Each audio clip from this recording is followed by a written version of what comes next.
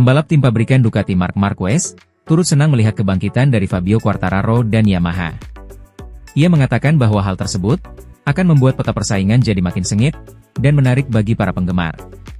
Setelah terpuruk dalam beberapa tahun belakangan, Fabio Quartararo mulai menunjukkan peningkatan performa di MotoGP 2025 kali ini.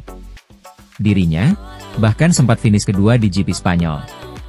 Quartararo juga sempat meraih start terdepan di GP Prancis, sebelum akhirnya terjatuh di balapan utama. Melihat Quartararo yang mulai bangkit itu, Marc Marquez selaku pemimpin klasemen sementara, justru tidak khawatir.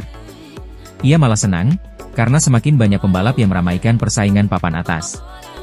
Menarik untuk dinanti, apakah Quartararo nantinya bakal terus kompetitif atau tidak?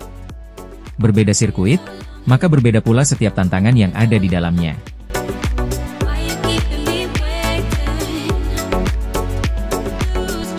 Fabio Quartararo mulai menunjukkan performa yang impresif ketika seri MotoGP Le Mans Prancis akhir pekan lalu.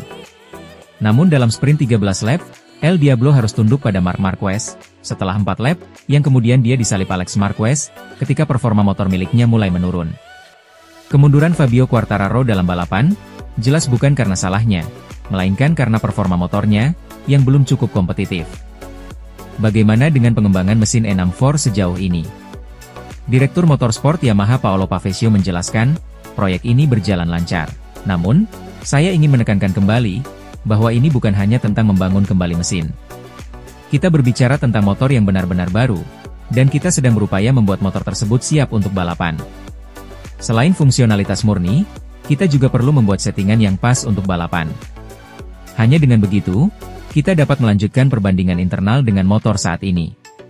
Kami ingin membuat entry wildcard tahun ini secepat mungkin.